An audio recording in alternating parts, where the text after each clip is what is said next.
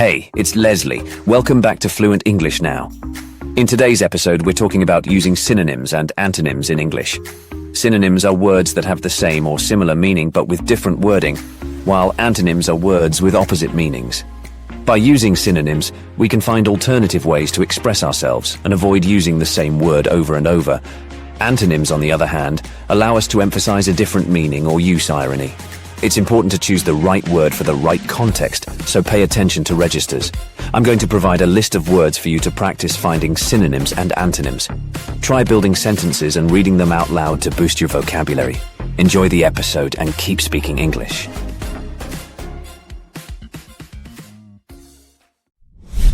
Hey, it's Leslie. Welcome back to my podcast. In the latest episode of Fluent English Now, we explored paraphrasing and its applications. Although it may be one of the more lexically demanding techniques, it grants you a greater level of success than most earlier strategies. Try using it more often than before. Today, we're discussing a technique that can serve as both an easy solution when you get stuck during a conversation in English, and a bit more tricky, one when you have to choose the right word for the right context. Introducing the use of synonyms.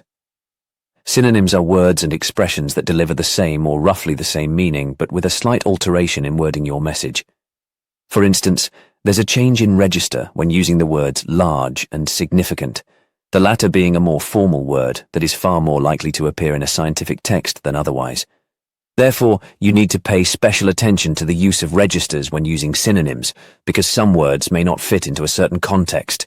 This can easily lead to misunderstanding or your message suffering from a case of contextual misfit. Now, let's practice the use of synonyms. Here are a few words to start you off with. Try thinking of as many possible synonyms as you can, then write them down. Careful though, the more words you collect, the more likely you'll end up using advanced level ones, including idioms and phrasal verbs too. So, ready, steady, go. 1. Happy 2, friendly 3, rich 4, sad 5, stupid 6, ugly 7, strong 8, lively 9, kind 10, brave.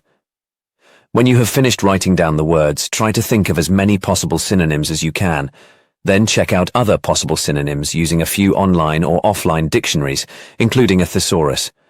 A thesaurus is like a gold mine of all the possible words and expressions related to a certain word. Use it wisely and frequently to muster a plentiful vocabulary to use. In addition, try building sentences using these words, then read them out loud.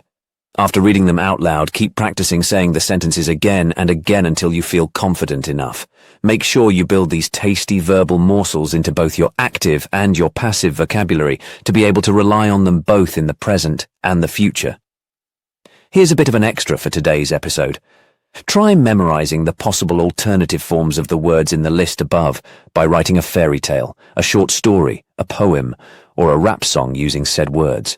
Or you might create a word cloud to visualize them either offline, using paper and colorful pens, pencils, or crayons to write them down. But if you're more of a tech-savvy personality, you can create stunning visuals with the help of sites like www.wordart.com or www.mentimeter.com. Now let's turn to the other, darker side of synonyms, because they are usually accompanied by their negative siblings. They're the ones we know as antonyms. Antonyms are words with an opposite meaning to the original word. We can use antonyms when you simply don't know the proper word you're looking for, or as a device to emphasize something differently, or when using irony as a tool. For example, when someone asks you about a friend and their mood, something like this. Was she sad about her test scores? You can reply by saying, she wasn't too happy about them. By using the structure wasn't too happy, you are avoiding using the word sad, just like when saying, he wasn't born beautiful. You can skip using the word ugly or disgusting. Now, can you give the antonyms for the 10 words I've listed above? If so, write down the opposite of the original words, then list as many possible synonyms of them as you can. For example, when it comes to the word rich, the antonym poor should immediately pop up without any effort. Let's recap. In today's episode, we took a look at using both synonyms and antonyms for expressing our thoughts and ideas in English. When using synonyms, we're trying to find words and expressions that mean the same or approximately the same thing as the original word. However, when doing so, we choose different words to convey the same or roughly the same meaning to our listener and fellow speaker. When using antonyms, we deliberately choose words that have an opposite meaning than the original one.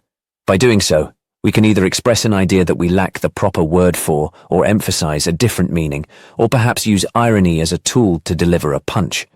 I hope you enjoyed today's episode of Fluent English Now. Until next time, keep speaking English.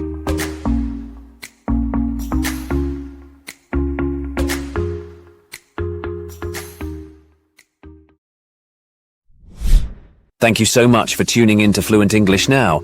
I hope you found today's episode engaging and informative. Make sure to come back next week for another exciting episode where we delve deeper into mastering English fluency. And remember, keep speaking English.